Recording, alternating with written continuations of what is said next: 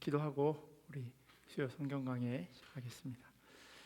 하나님 감사합니다. 수요일 저녁 또 우리를 말씀의 자리로 불러주시고 지난 3일 동안 세상 가운데서 또 주님의 말씀 붙잡고 살아가게 하시고 다시금 주님 주시는 말씀에 귀 기울이고 또 그 말씀 사모하는 마음으로 이 자리에 모였습니다. 언제나 하나님의 말씀이 우리의 마음 가운데 온전히 새겨짐을 우리로 기억하게 하시고 또한 그 새겨진 그 말씀 날마다 때를 따라 펼쳐보면서 내가 정말 하나님이 원하시는 대로 잘 살아가고 있는지 확인하고 점검하는 그런 주님의 자녀들 될 수 있도록 인도하여 주시옵소서. 찬양으로 주님 앞에 나아갑니다. 하나님, 우리가 전심으로 주님 찬양하게 하시고 또 가사 하나하나에 우리의 마음의 고백을 담을 수 있도록 인도하여 주시옵소서. 감사하며 사랑이 많으신 예수님의 이름으로 기도합니다. 아멘. 우리 아마 처음 부르는 찬양이실 것 같은데요, 말씀하소서라고 하는 찬양 같이 하도록 하겠습니다.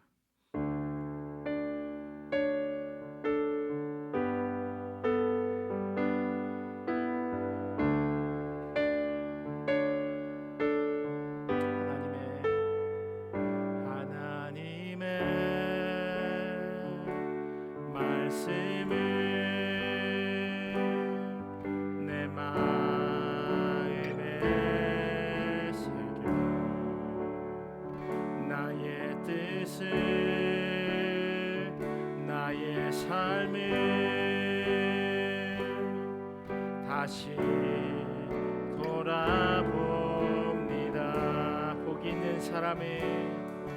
복 있는 사람이 나 길의 꾀를 쫓지 않고 죄인의 길에 서지 아니하며 오만한 자의 자리에 앉지 아니하고 주의 말씀을 주야로 즐거워하는도다.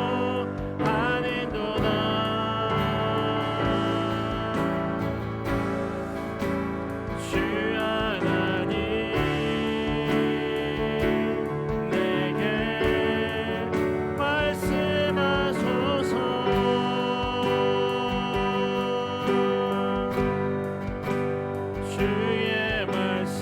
주의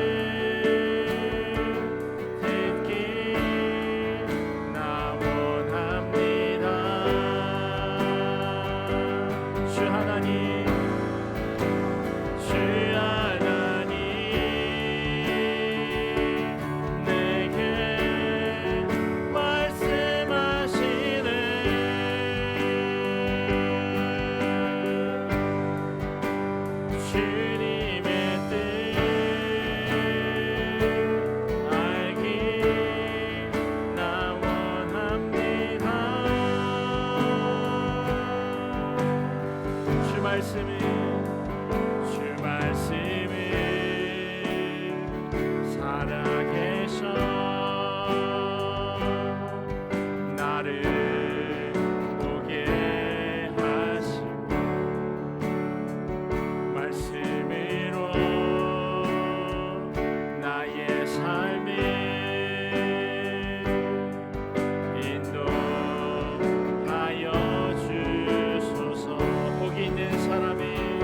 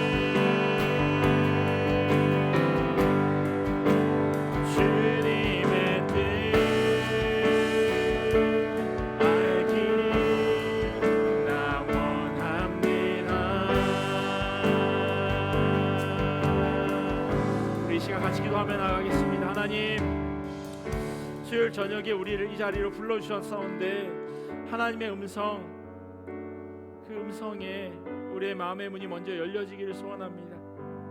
하나님께서 우리에게 주시는 음성으로 듣게 하시고 또 그 말씀 하나하나가 우리의 마음 가운데 깊이 새겨지는 시간 되기를 간절히 원합니다. 말씀 한 구절 한 구절을 읽어 나갈 때 사도행전을 통하여서 그 초대교회에 일하고 계셨던 그 하나님의 모습을 보게 하시고 또 혹 그 모습 가운데 부족한 우리의 모습들은 없는지 다시 한번 점검하기를 원합니다. 그러기 위해서 우리를 수요일 저녁 이 자리로 불러주셨사오니 하나님 기대하는 마음으로 그렇게 말씀 사모하는 자들 되게 인도하여 달라고, 우리의 마음이 옥토처럼 그렇게 준비되어질 수 있도록 인도하여 달라고 우리 이 기도 제목 가지고 같이 기도하며 나아가겠습니다. 하나님, 이 저녁에 우리에게 말씀하여 주시옵소서. 하나님의 말씀을 주야로 묵상하는 것, 그것이 바로 복 있는 자들의 삶의 모습이라고 말씀하십니다. 하나님, 우리가 그렇게 살아가도록 인도하여 주시옵소서. 하나님의 말씀 가운데, 하나님의 뜻 가운데 그렇게 순복하는 자들 되기를 간절히 원합니다. 세상 가운데 여러 가지 많은 문제들, 어려움들, 짐들이 우리 가운데 산적해져 있지만 그러나 하나님의 말씀이 우리의 삶을 움직이고 있음을 우리로 하여금 기억하게 하여 주시옵소서. 그 하나님의 말씀만을 사모하게 하시고 그 하나님의 말씀만을 기대하며 나아가는 이 저녁 될 수 있도록 주님 은혜로 더하여 주시옵소서. 문제를 다 주님 앞에 내어 맡기게 하여 주시옵소서. 근심을 다 주님께 내어 맡기게 하여 주시옵소서. 언제나 우리보다 더 앞서서 일하고 계시는 그 주님을 기대하며 나아가게 하여 주시옵소서. 주님께서 우리의 삶 가운데 원하고 계시는 그 길들 온전히 바라보게 하시고 하나님, 그 모든 것들이 주님의 은혜였음을 또한 잊어버리지 않도록 하나님 인도하여 주시옵소서. 우리로 주님의 자녀 되게 하시니 감사합니다. 그 은혜 언제나 감사하게 하시고 기억하게 하시고 그렇게 살아갈 수 있도록 주님 도와주시옵소서. 하나님, 이 저녁 우리로 말씀 듣게 하시니 감사합니다. 하나님, 찬양하게 하시니 감사합니다. 우리로 이렇게 모아주셨사오니 우리가 그렇게 기대하면서 그렇게 주님 앞에 나아갈 수 있도록 주여 은혜로 더하여 주시옵소서. 주님만을 의지하게 하시고 오직 예수 이름만 부르며 살아가는 자들 될 수 있도록 인도하여 주시옵소서. 감사하며 사랑이 많으신 예수님의 이름으로 기도합니다. 아멘. 나의 평생에 가장 복된 일, 그건 바로 우리가 예수 그리스도를 만난 일입니다. 우리 그 고백을 담아서 함께 찬양하며 나아가겠습니다.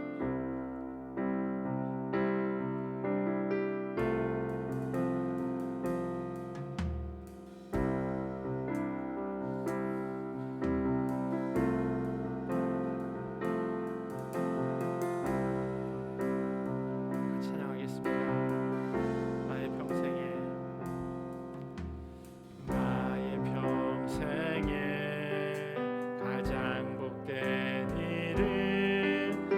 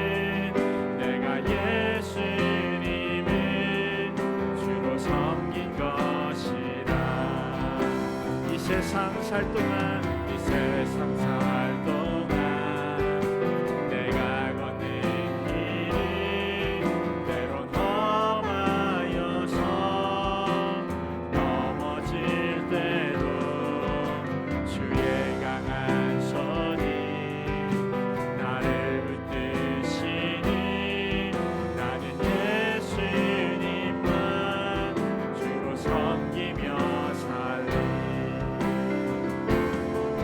나는 주를 섬기는 것에 후회가 없습니다. 내가 걸어온 모든 시간 다 주의 은혜니 내가 걸어갈 모든 날도 주만 섬기며 살리. 오직 예수 이름 부르며 살아가리라. 나는 주를 섬기는 것에 후회가 없습니다. 내가 걸어온 모든 시간 다 주의 은혜니 내가 걸어갈 모든 날도 주만 섬기며 살리. 오직 예수 이름 부르며 살아가리라. 이것이 나의 간증이요 이것이 나의 찬송일세. 나 사는 동안 끊임없이 구주를 찬송. 이것이 나의 간증이요 이것이 나의 간증이요 이것이 나의 찬송일세. 나 사는 동안 끊임없이 구주를 찬송하리로다. 할렐루야.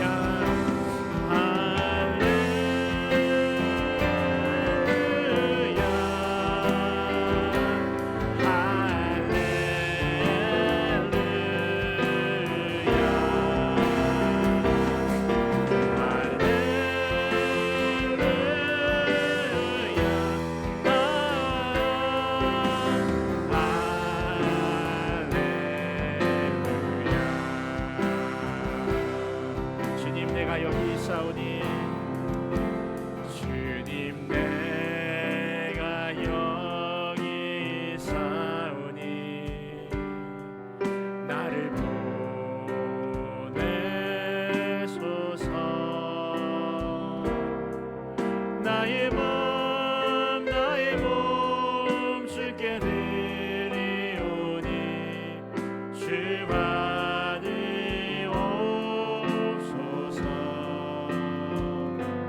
주님 내가 여기 사오니 나를 써주소서. 가진 것 모두 다 주께 드리오니 주 받으옵소서.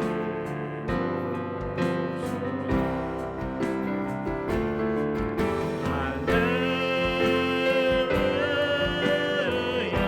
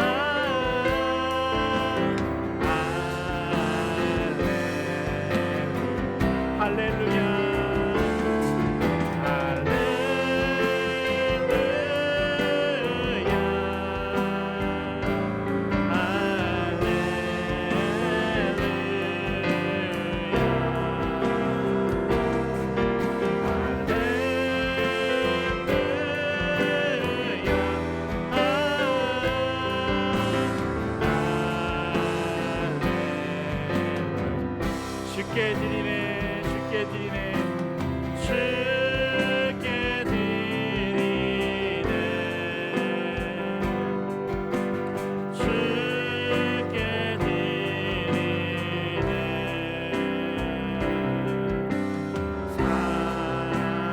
사랑하는 그 주 앞에 모두 드리네. 우리 한 번 더 고백하면서 주께 드리네, 주께 드리네,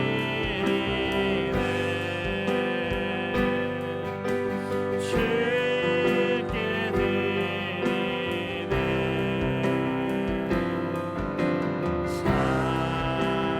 사랑하는 그 주 앞에 모두 드리네. 내게 있는 모든 것을, 내게 있는 모든 것을 아낌없이 드리네. 사랑하고 의지하며 주만 따라 살리. 주께 드리네, 주께 드리네, 주께 드리네.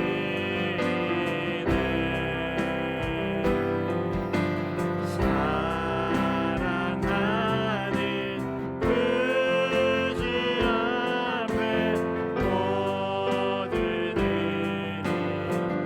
내게 있는 모든 것을 겸손하게 드리네.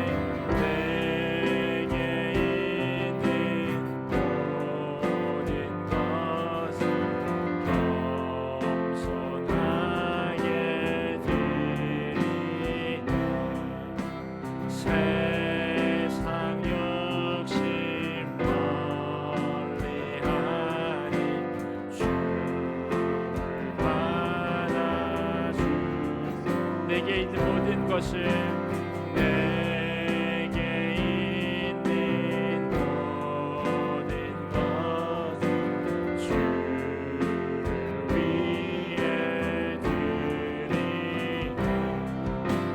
주의 성령 충만하게 내게 내려주소. 주께 드리네, 주께 드리네, 주께 드리네.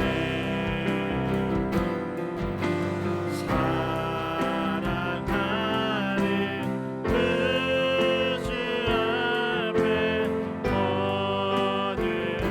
우리 마지막으로 고백하겠습니다. 주께 드리네, 주께 드리네, 주께 드리네.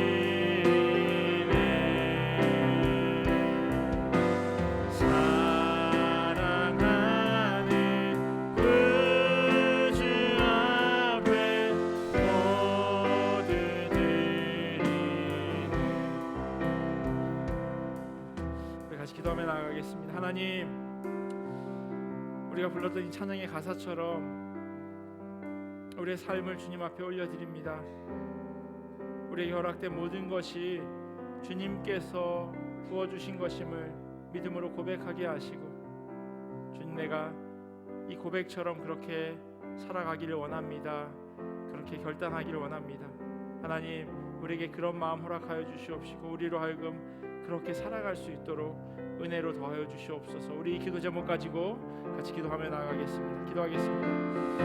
하나님, 이 저녁 우리에게 말씀하여 주시길 간절히 소원합니다. 우리가 주님께 모두 드립니다. 하나님 받아주시옵소서라고 그렇게 찬양으로 고백하지만, 정말로 우리의 삶이 찬양의 고백처럼 그렇게 살아갈 수 있도록 인도하여 주시옵소서. 우리의 힘으로 그렇게 살아갈 수 없사오니 하나님께서 우리로 하여금 그렇게 살아갈 수 있도록 능력으로 더하여 주시옵소서. 무엇보다 하나님, 이 저녁 우리에게 주님께서 말씀으로 덧입혀 주실 때 하나님, 그 말씀이 우리의 마음 가운데 귀하게 들려지게 하시고 심겨지게 하시고, 또한 삶 가운데 귀한 열매로 주님께 올려드려지길 소원합니다.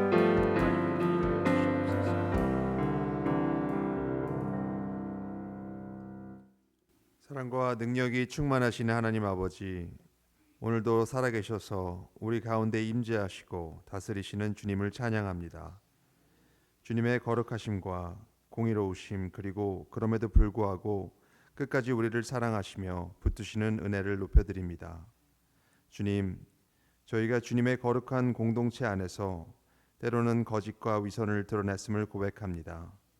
사람 앞에서는 감출 수 있어도 주님 앞에서는 아무것도 숨길 수 없음을 인정합니다. 우리의 마음과 중심을 정결케 하고 진실한 신앙으로 서게 하시옵소서. 저희에게 베푸신 은혜와 사랑에 감사를 드립니다. 생명 주신 것, 예배할 수 있는 공동체를 주신 것, 그리고 환난과 고난 중에서도 복음을 전하게 하시는 은혜에 감사합니다. 때로는 이해되지 않는 상황까지도 주님께서 합력하여 선을 이루심을 믿으며 감사를 드립니다. 이 시간 드려지는 수요 성경 강해와 설교를 위해 기도합니다. 말씀을 전하실 이충민 목사를 성령의 권능으로 붙드시고 그 입술을 통하여 하나님의 뜻이 선포되게 하시옵소서. 말씀을 듣는 회중의 마음을 열어주셔서 깨닫게 순종하게 하시며 우리 교회 공동체가 거룩과 정직, 그리고 성령의 능력 위에 굳건히 서게 하옵소서. 오늘의 예배가 하나님께 온전히 영광이 되기를 소망하며 우리 주 예수 그리스도의 이름으로 기도드립니다. 아멘.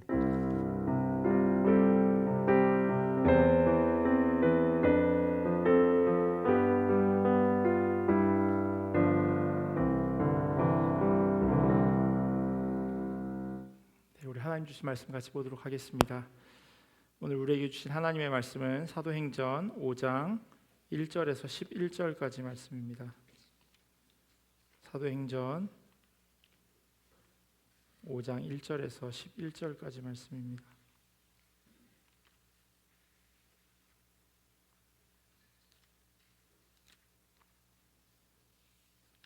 사도행전 5장 1절에서 11절까지 말씀 우리 찾으셨으면 한 절씩 교독하고 마지막 11절은 함께 읽도록 하겠습니다. 제가 먼저 1절 읽겠습니다. 아나니아라 하는 사람이 그의 아내 삽비라와 더불어 소유를 팔아 그 값에서 얼마를 감춤해 그 아내도 알더라. 얼마만 가져다가 사도들의 발 앞에 두니 베드로가 이르되 아나니아야, 어찌하여 사탄이 네 마음에 가득하여 내가 성령을 속이고 땅값 얼마를 감추었느냐. 땅이 그대로 있을 때에는 네 땅이 아니며 판 후에도 네 마음대로 할 수가 없더냐. 어찌하여 이 일을 내 마음에 두었느냐. 사람에게 거짓말할 것이 아니요 하나님께로다. 아나니아가 이 말을 듣고 엎드려져 혼이 떠나니 이 일을 듣는 사람이 다 크게 두려워하더라. 젊은 사람들이 일어나 시신을 싸서 메고 나가 장사하니라. 3시간쯤 지나 그의 아내가 그 일어난 일을 알지 못하고 들어오니 베드로가 이르되 그 땅 판값이 이것뿐이냐. 내게 말하라 하니 이르되 예 이것뿐이라 하더라. 베드로가 이르되 너희가 어찌 함께 꾀하여 주의 영을 시험하려 하느냐. 보라, 내 남편을 장사하고 오는 사람들의 발이 문 앞에 이르렀으니 또 너를 메어 내 가리라 하니 곧 그가 베드로의 발 앞에 엎드려져 혼이 떠나는지라. 젊은 사람들이 들어와 죽은 것을 보고 메어다가 그의 남편 곁에 장사하니. 함께 읽겠습니다. 온 교회와 이 일을 듣는 사람들이 다 크게 두려워하니라. 아멘. 하나님의 말씀입니다. 아주 작은 반복의 힘이라고 하는 그 책이 있는데요. 그 책 첫 번째 페이지에 빈센트 반 고흐가 말한 그 한 구절이 이렇게 쓰여져 있어요. 그게 무슨 내용이냐면 위대한 성과는 소소한 일들이 모여 조금씩 이루어진 것이다 라고 그렇게 이야기합니다. 또 어떤 유명한 과학자는 어떤 그 발명품이 발명되었을 때 99번 실패하고 마지막 100번째 발명한 것이 아니라 99번에 실패하는 법을 배웠다라고 그렇게 이야기하기도 합니다. 그 실패가 거듭되어지면서 결과적으로는 마지막 그 열매가 맺어지게 되는 거죠. 그러면서 그 책이에요. 미국에서 실시한 설문 결과의 그 설문조사 결과가 이렇게 기록되어 있더라고요. 새해 결심이 성공할 확률. 새해 결심이 성공할 확률이 어느 만큼 될까요? 그 책에 따르면 8%래요. 그리고 괄호 열고 이렇게 적혀 있어요. 응답자들이 자존심 때문에 답변 내용을 부풀렸을 가능성이 있으므로 실제 성공 확률은 이보다 훨씬 더 낮을 것이다.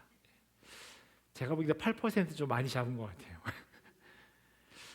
그 책의 제목처럼요, 이 작은 반복이 성공을 이루도록 한다고 하는 그런 자기계발서의 이 자기계발서인 책이에요. 근데 어느 정도 공감이 되어지더라고요. 저처럼 운동 안 하는 사람이 갑자기 1월 1일 날 올해 2025년은 꼭 하루에 1시간씩 운동해야지 라고 하는 그런 결심, 말 그대로 작심 3일 밖에 안 될 것 같아요. 아마 그렇게 될 확률이 99%가 아닌가 싶어요. 하지만 오히려 제가 지난 주일에 말씀드린 것처럼 그 생각날 때마다 잠깐이라도 그렇게 철봉에 매달리거나 하는 일들, 막 꼬박꼬박 하지는 않지만 지나가다가 보면 한 번 더 매달리고 몸 땡기고 이런 일들이 반복되어지면 나중에 그것이 조금 쌓이면서 결과들이 나타나는 걸 보게 됩니다. 근데요, 이 반복은 결국 습관을 만들어내는 건데 그것은 곧 우리의 신앙에도 그대로 적용해 볼 만한 일입니다. 시나브로라고 하는 한국말이 있어요. 순우리말. 모르는 사이에 조금씩이라고 하는 부사예요.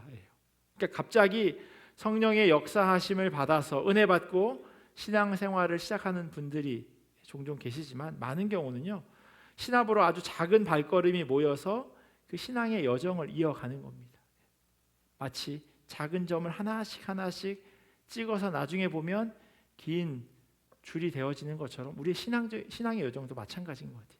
기도를 쌓는 일, 말씀을 한 장 한 장 읽어가는 일, 묵상하는 일, 그런 신앙의 작은 습관들이 반복적으로 되어질 때 장성한 분량이 이르게 되어지는 겁니다. 신명기를 읽어가다 보면요, 앞선 그 출애굽기, 레위기, 민수기에 있는 그 내용들이 반복되는 걸 느낍니다. 요즘 성경은 되게 좋아서요, 이렇게 소제목도 적혀 있고 그게 어디에 있는 인용된 말씀인지도 이렇게 적어 놓는데 소제목 가로 열고 민수기 어디, 소제목 가로 열고 출애굽기 어디, 이런 식으로 되어져 있어요. 특별히 신명기를 펼쳐보시면 그런 대목들이 되게 많이 등장합니다. 왜냐하면 모세가 중요하다고 생각되어지는 걸 마치 유언처럼 다시 한번 되풀이하는 게 바로 신명기이기 때문입니다. 서두가 조금 길었지만요, 오늘 본문은 읽으신 것처럼 헌금과 관련되어져 있는 이야기로 생각할 수 있습니다. 근데 이게 왜 오늘 본문 오늘 이 설교 제목의 반복이라고 하는 내용과 연관되어지는지 궁금하실 것 같아요. 오늘 사건의 배경은요, 사도행전 2장과 그리고 사도행전 4장에 반복해서 기록되어져 있는 그 신자의 공동 생활과 연관되어져 있는 그러한 본문입니다. 성경 가지고 계시면요, 사도행전 2장을 한번 펴보시겠어요? 2장 43절 위에요, 뭐 성경마다 다르지만 제가 가지고 있는 성경에는요, 사도행전 2장 43절 위에 믿는 사람이 모든 물건을 통용하다라고 적혀져 있습니다. 세번역 성경에는 신도의 공동 생활이라고 그렇게 적어놨어요. 그리고 오늘 읽은 저희가 5장 1절부터 읽었는데 바로 윗 단락인 4장 제일 마지막 단락에 보면요, 제 성경에는 물건을 서로 통용하다라고 4장 32절에 적혀 있습니다. 그리고 세번역은 공동 소유 생활이라고 되어 있어요. 그 안에 담겨져 있는 내용을 보면 그 2장 마지막 내용과 그리고 4장 마지막 내용이 아주 비슷합니다. 함께 모여서 떡을 떼고 물건을 같이 통용하고 하는 그런 내용이 기록되어져 있어요. 근데 이렇게 성도들이 서로 물건을 나누고 하는 일도 반복되었지만요, 이 일이 일어나기 직전의 상황도 2장과 4장이 비슷한 흐름으로 되어집니다. 그게 뭐냐면 말씀을 듣고 그들이 변화되어진 거예요. 2장에서 성령 받은 사람들이 쇠술에 취한 것 같다고 오해하자 베드로가 설교하죠. 그리고 그 말에 사람들이 찔림을 받고 예수 믿기를 결단합니다. 회개하고 세례받게 되죠. 그리고 나서요, 이렇게 성령이 충만한 사람들이 사도들의 가르침에 몰두하면서 서로 사귀고 빵을 떼고 그리고 함께 기도하는 일에 힘썼다라고 기록되어 있습니다.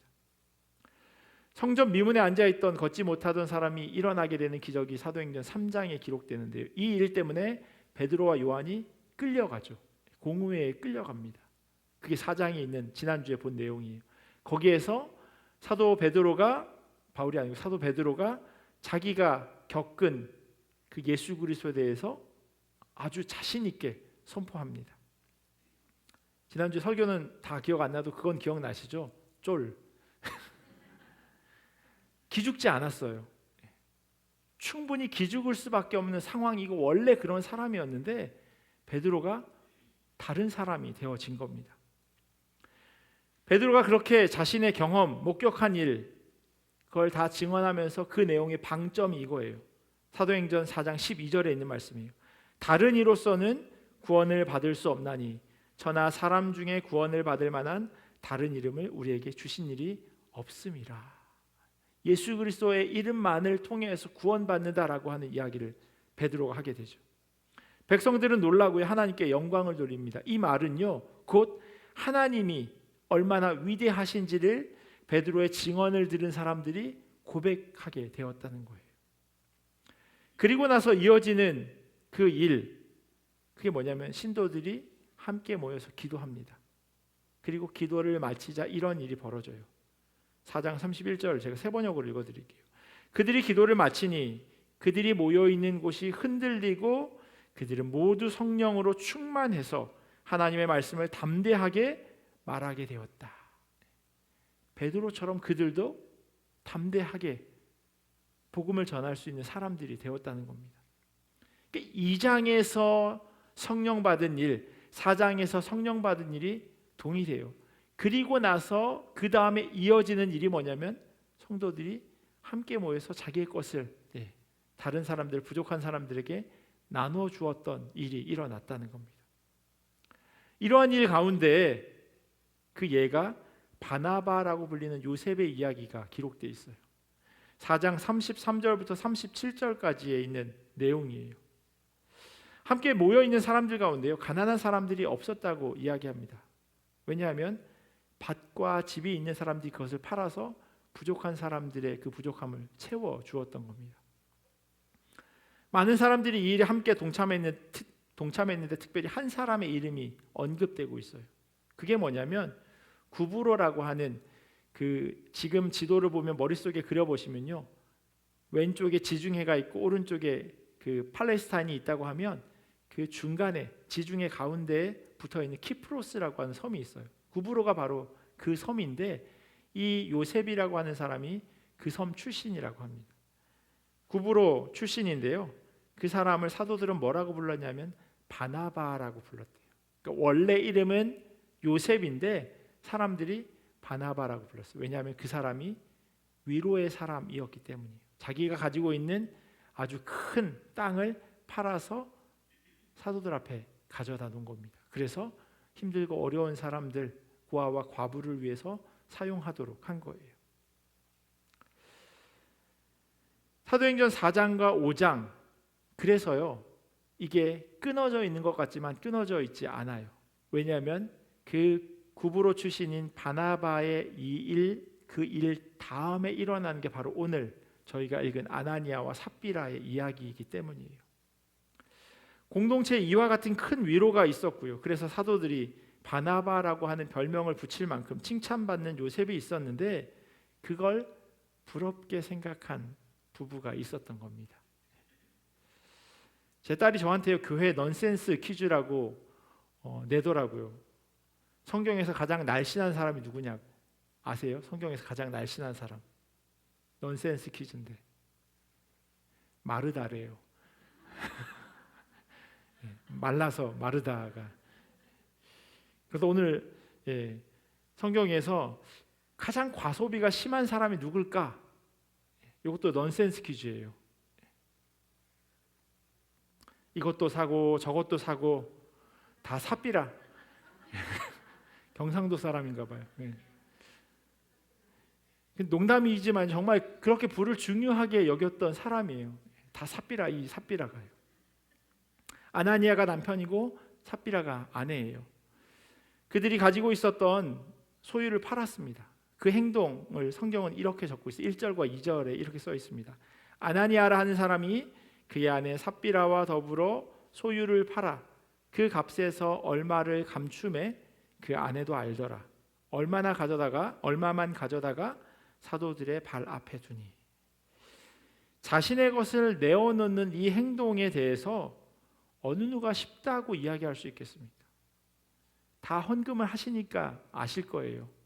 저도 청년 때요 헌금을 이제 주일날 미리 준비를 못해서 지갑을 딱 열었는데 안타깝게도 10,000원짜리 한 장만 있을 때 그때 그 고민을 혹시 경험해 보셨는지 모르겠어요. 뭐 그렇다고 헌금을 거슬러 달라고 헌금 이렇게 봉투 가는데 거기 10,000원 넣고 뭐 8,000원 이렇게 꺼낼 수도 없잖아요. 그렇다고 안 할 수도 없고 그 순간 그 갈등되어지는 그런 마음들 그런 경험 해보셨나요? 헌금을 얼마큼 내야 할까?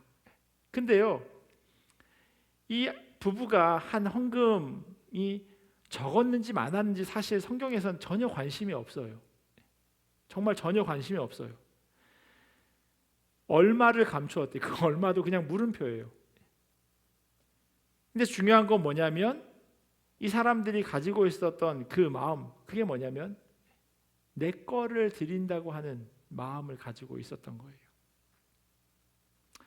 이 말의 의미는 뭐냐면요, 나의 수고와 노력으로 인해 얻어진 그것을 내 것이라고 사람들은 이야기합니다.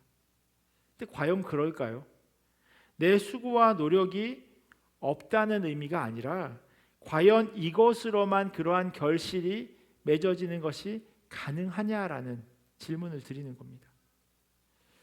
내 시간 들이고 내 자본을 가지고 일구어낸 일인데, 혹은 내 시간과 열정을 쏟아부어서 직장에서 그렇게 땀 흘려서 얻게 되는 월급인데, 그렇게 단순하게 생각할 수도 있지만요, 그것이 가능하게 하시는 근원은 바로 우리 하나님이에요. 우리는 자꾸 그걸 잊어버립니다. 하나님께서 우리에게 생명 주시고 거저 숨을 허락하셨다고 하는 걸 잊어버려요. 제가 어렸을 때는요, 물도 거저 주지 않았냐 이렇게 설교할 때 들었는데, 요즘 물 많이 사 먹잖아요. 그건 빼더라도 사람이 하루에요 마시는 공기의 양이 얼만큼이냐면 8,000에서 15,000리터래요. 엄청 마시고 있는 거예요. 무게로 환산하면 한 10에서 15kg래요. 우리가 마시는, 하루 동안에 마시는 그 공기의 양이.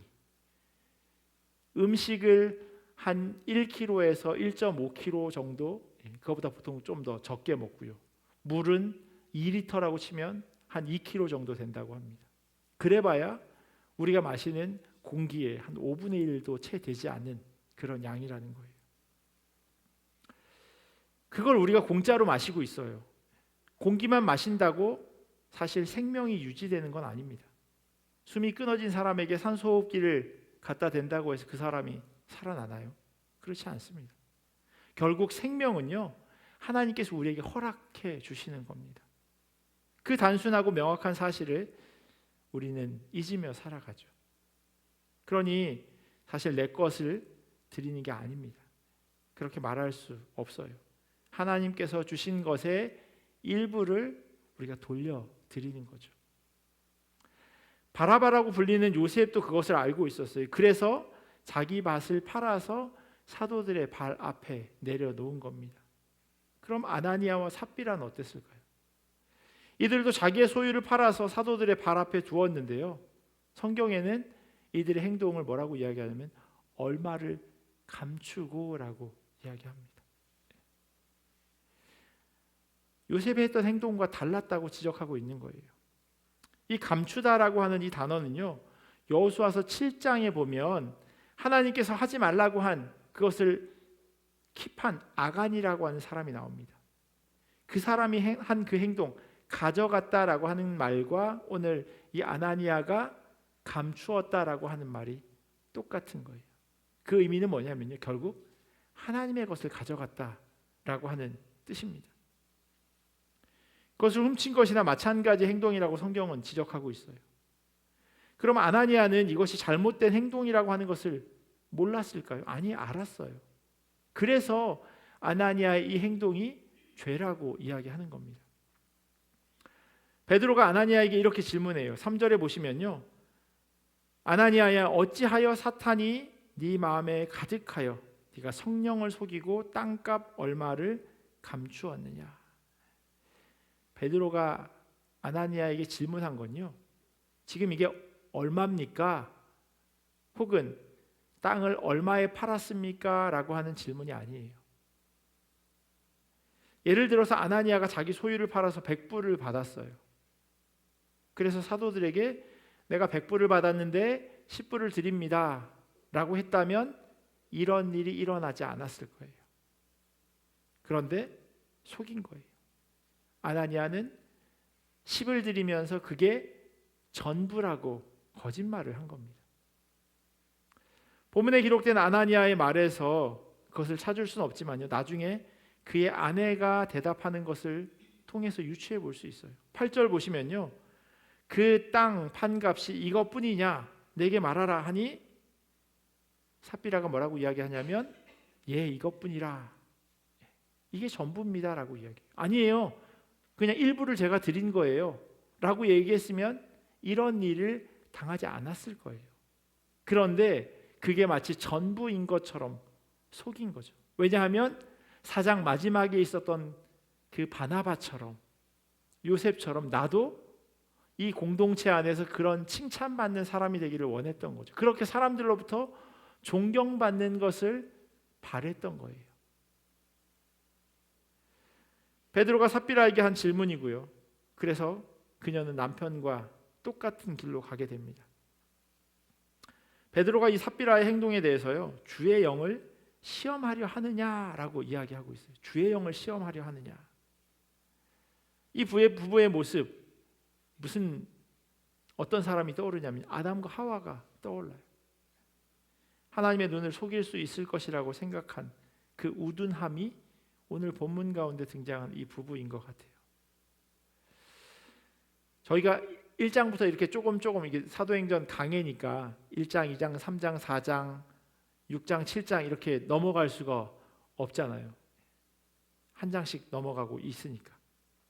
근데 개인적으로는 그냥 넘어가면 좋겠다는 생각을 하긴 했습니다. 왜냐하면 마치 헌금 많이 해야 한다고 하는 이야기로 들려질 수 있고요. 또 말라기 3장에 나오는 하나님의 것을 도둑질하지 말아야 한다라고 하는 본문으로 해석할 수도 있기 때문이에요. 여러분들은 오늘 본문 말씀 아마 처음 듣지는 않으셨을 텐데 들을 때마다 어떤 생각이 드시는지 모르겠어요. 이거 헌금 잘못했다가 큰일 당하는 거 아니야? 헌금 봉투에 100불, 내가 진짜 100불을 잘 넣었는지 확인하고, 혹시 50불 넣었는데 내가 일부러 그런 것도 아닌데 이거 뭐 큰일 나는 거 아니야? 무슨 좋지 않은 일을 경험하게 되면 내가 헌금을 제대로 안 해서 이런 일이 생긴 건 아닌가라는 그런 생각을 혹시 가지시는지 모르겠어요. 근데 제가 만나고 제가 경험한 하나님은요, 모르겠어요. 오늘 성경과는 좀 다르게 그렇게 쫌생이는 아닌 것 같아요. 그러신 분은 아닌 것 같아요. 우리가 얼마 내고 얼마 더 내고 이걸 막 하나하나 일일이 카운트하시면서 그렇게 살피실까라고 하는 생각이 듭니다. 왜냐하면 제가 지금 잘 서서 설교하고 있는 걸 보면 제가 살아가면서 수많은 잘못 저질렀지만 하나님께서 그대로 살려두고 계시는 걸 보면 그렇게 쪼잔하신 분은 아니라는 생각이 확실합니다. 그러기에 오늘 본문은요, 헌금을 어떻게 드리느냐에 대해서 말하는 것이라고 생각되어지지 않아요. 무엇보다도 문맥의 흐름으로 볼 때 더더욱이나 그렇게 생각되어집니다. 무슨 일이 반복되고 있는지를 보셔야 해요. 말씀을 듣고 삶이 변하는 사건이 사도행전 초반에 계속해서 반복적으로 나타났다고 말씀드렸어요. 그 변화된 모습이 뭐였냐면 함께 나누는 거죠. 그러니까 변화가 언제나 눈으로 확인되어지고 또 자기의 것을 나눈다고 하는 것은 변화된 모습이 사람들 앞에 드러나는 겁니다. 어느 누구도요, 자기의 것을 쉽게 내어주지 않습니다. 그걸 얻기 위해서 어떻게 수고하고 노력했는데요. 그럼에도 불구하고 초대교회에 그런 변화가 있었다는 거예요. 그런데 그걸 사단은 가만히 보고 있지 않는 겁니다. 사람들이 약한 부분을 건들기 시작해요. 흔들어 놓으려고 하는 그런 시도가 있는 거죠. 기존의 성전을 중심으로 하던 그 세력들이 복음 전하는 사람을 흔들기 시작했고요. 그리고 신앙 고백을 포기하도록 계속해서 강요했습니다.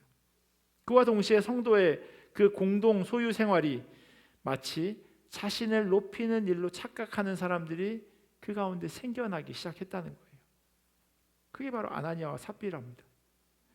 가만히 보니 요셉이 자기의 것을 사도들에게 가져다 주는데 사람들이 그를 칭송합니다. 그 공동체 리더들이 그가 너무 좋은 사람이라고 이야기하는 걸 보게 된 거예요. 위로의 아들이라는 별명까지 얻으며 존경받는 것처럼 보여진 겁니다. 사람들마다 발끈하게 만드는 그런 분노 버튼이 있어요. 약점인 거죠. 어떤 사람은 칭찬에 약하고요. 어떤 사람은 명예에 목말라 합니다. 아나니아와 삽비라가 이런 부류의 사람들로 보여지고 있어요. 초대교회 공동체에 속해 있다고 하는 것은요, 말씀을 통해서 변화되었기에 그 공동체 안에 속해 있는 겁니다. 다른 곳에 가지 않고 그 안에 머물고 있다고 하는 건요, 그만큼 그의 삶이 변화되었다는 것을 의미합니다. 거기다 소유를 팔아서 사도들의 발 앞에 둘 정도의 믿음까지 있었어요. 아무나 그 일을 하는 건 아니니까요. 하지만 이런 모습보다 그가 더 바랬던 것, 그게 뭐냐면 사람들의 칭찬과 명예였던 겁니다. 다른 사람이 나를 어떻게 보는지 그걸 너무나 중요하게 생각했던 거예요. 그러다 보니 그가 놓친 거죠. 하나님이 나를 어떻게 보는지 그게 더 중요한데, 그게 더 귀한 건데 그걸 놓쳐버리고 만 겁니다. 가만히 아나니아와 삽비라를 관찰해 보면 말씀을 듣고 완전히 변했다라고 말하기보다는요, 자기의 욕심이 더 컸던 사람이구나 라고밖에 말할 수 없습니다. 인정받기를 원했고 그러다 보니 잘못된 선택을 한 거죠. 우리가 이 땅 가운데서 수고하고 부를 쌓아가는 것, 이게 어떻게 죄겠습니까? 큰 집에 사는 것, 좋은 차 타고 다니는 게 그게 악인가요? 그렇지 않습니다. 성경에 보면요, 하나님의 주신 복이라고 분명하게 이야기합니다. 그럼에도 불구하고 하나님 허락해 주신 것을 잘 사용할 필요가 우리 가운데 있다는 겁니다. 저희 아버지가 자주 하셨던 말이 있어요. 세상에 예수님 사랑 말고 공짜는 없다. 저희 아버지가 말씀하고자 하는 건 앞보단 뒤였던 것 같아요. 공짜는 없다. 근데 가만히 생각해 보니 장로님이시고 그리고 예수님 사랑은 공짜라고 하는 걸 신학생인 아들도 알 것 같으니 그걸 앞에 붙이고 하고 싶으신 이야기는 방점은 더 뒤에 있었던 거예요. 노력하고 수고하라는 말이죠. 아마 여러분들도 동의하실 겁니다. 자녀가 있거나 손주가 있을 때 야, 게으르게 살아라, 그냥 계속 놀아라, 이렇게 말하기보다는 부지런하고 그렇게 열심히 살아라라고 아마 말씀하실 거예요. 무엇보다도 세상에서 돈 없이 할 수 있는 게 얼마나 됩니까? 필요합니다.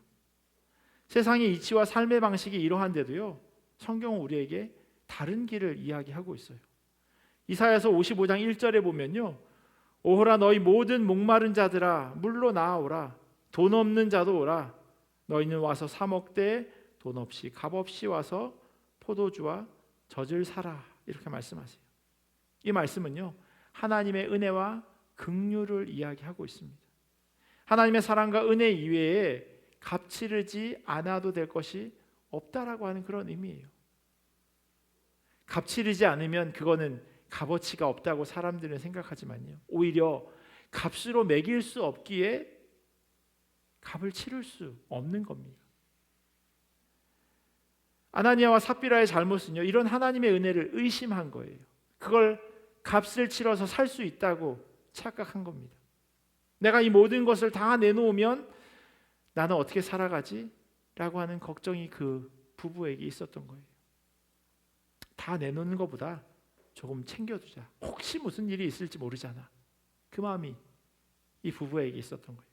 그리고 그 마음은 결국 무엇을 대변하냐면 내가 이 삶을 주도해 갈 수 있다라고 하는 그런 의미를 담고 있는 겁니다. 말씀으로 변한 것처럼 보였지만 그의 실상은 여전히 부와 명예가 삶의 주인이었던 거예요. 예수 그리스도가 삶의 주인이 아닌 겁니다.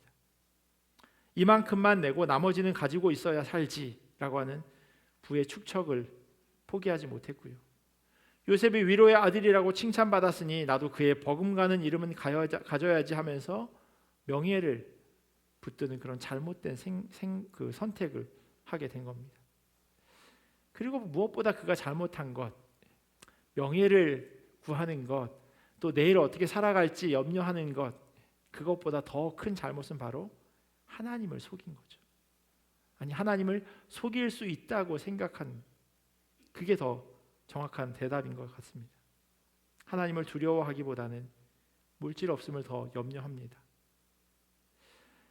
제가 신학교 다닐 때 봤던 그 사도행전 연구라고 하는 책에 보니까요, 아나니아와 삽비라 부부의 잘못은 땅을 판 것, 그 값의 일부만을 바치면서 전부라고 한 그 거짓말과 이런 거짓이 성령을 속인 죄에 해당한다라고 그렇게 적혀져 있더라고요. 성령을 속이고 하나님을 속이고 무엇보다도 주의 영을 시험하는 일을 한 것이 바로 이 아나니아와 삽비라가 한 행동입니다. 아무 문제 없던 초대교회 공동체, 같이 믿음 생활하던 그 지체가 죽게 되어지는 것, 그것을 보았을 때 그 공동체에 어떤 일이 일어났을까요? 이들의 잘못을 떠나서요, 아마 그 공동체는 분명히 당황스러워했을 겁니다. 그리고 하나님에 대해서 혹 두려운 마음을 그들이 가지게 되었는지도 모르겠어요. 성령 받고 이전과는 전혀 다른 삶을 살아가던 공동체였는데 이런 상황 가운데서 사단이 그 마음을 틈타고 들어온 거죠. 비집고 들어온 겁니다. 여러분들은 얼마나 많은 그런 삶의 문제를 가지고 살아가시나요? 문제 없는 가정 없고요. 우리 가정에는 특별한 기도 제목이 없는데 그럼 너무너무 감사한 일이죠. 참 감사한 일인데 어찌 보면 기도의 제목을 못 찾고 있는지도 모르겠습니다. 문제가 있음에도 불구하고 그걸 기도 제목으로 옮겨오지 못하는지도 모르겠어요. 오늘 본문에 등장하는 아나니아와 삽비라, 그들은요, 부와 명예만 있으면 내 삶에 아무런 문제가 없을 거야 라고 하는 생각을 가지고 있었던 겁니다. 하지만 그것이 우리 삶을 평안하게 해주지 않는다고 하는 것을 그리고 그녀는 몰랐던 거예요.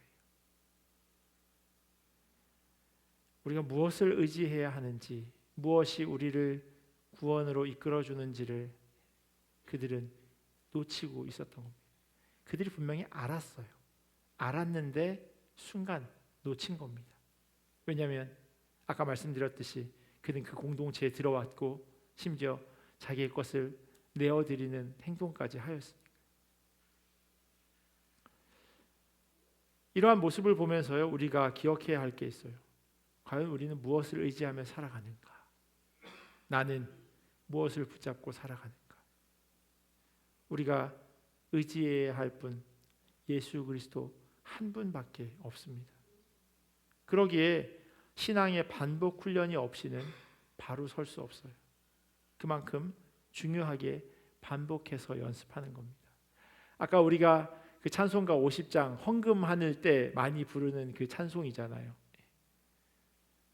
주께 드리네 주께 드리네 사랑하는 구주 앞에 모두 드리네 라고 이렇게 되어져 있는데 영어 가사를 보면 I surrender all 이라고 되어 있어요. I surrender all. surrender라고 하는 건 드리는 의미도 있지만 항복한다라고 하는 그런 의미도 있습니다. 유튜브에서 그 찬양팀 영어 밴드 영어를 하는 그 사람들이 이제 찬양을 조금씩 이렇게 비틀어서 부르더라고요. 그러니까 신앙인들의 모습을 비꼬는 거죠. 근데 그 찬양을 이렇게 부르더라고요. I surrender some 이렇게 부르더라고요. 모두 못 드리는데 근데 그렇게 말한다는 거예요. 조금 드리네. 사랑하는 구주 앞에 조금 드리네. 그게 우리의 모습이라는 거죠. 근데 그 찬양에는 드리는 것도 중요하지만 그보다 더 중요한 건 주님 앞에 항복하는 겁니다. 두 손 들고 내 손에 아무것도 없습니다라고 하는 게 항복하는 거잖아요. 손을 그렇게 그런 의미로 드는 거잖아요. 무기가 없습니다라고 하는 것. 하나님 말고 내가 붙잡는 거 아무것도 없습니다라고 그렇게 손드는 거죠. 그게 바로 우리가 주님께 드릴 수 있는 모습이 아닌가 싶습니다. 우리 생각보다 더 큰 주님의 계획을 기대하면서 오직 주님만 쫓아 살아가는 우리 모두가 되기를 예수 그리스도의 이름으로 간절히 축원합니다. 기도하겠습니다. 참 좋으신 하나님, 날마다 우리에게 필요한 것들을 공급하여 주시고 또 우리를 사랑하여 주심에 너무나도 감사합니다. 귀한 초대교회 그 믿음의 공동체 가운데 사단이 부족한 부분들, 약한 부분들을 흔들면서 어려운 일이 생기는 것을 보게 됩니다. 함께 신앙생활하는 그 지체들의 어려움을 통해서 어찌 보면 너무나도 큰 실패이고 또한 안타까운 일이지만 다시금 마음을 붙잡게 하는 그런 기회가 되어짐을 보게 됩니다. 하나님, 우리의 삶 가운데 성경을 통하여서 우리가 어떻게 살아가고 있는지 비춰보게 하시고 그 거울을 삼아서 주님이 기뻐하시는 대로 살아드릴 수 있도록 인도하여 주시옵소서. 신앙의 반복적인 훈련을 통해서 기도하고 말씀 읽고 그리고 묵상하는 그 반복을 통하여서 점점 주님께 나아가는 주님의 딸과 아들 될 수 있도록 은혜로 더하여 주시옵소서. 감사하며 사랑이 많으신 예수님의 이름으로 기도합니다. 아멘.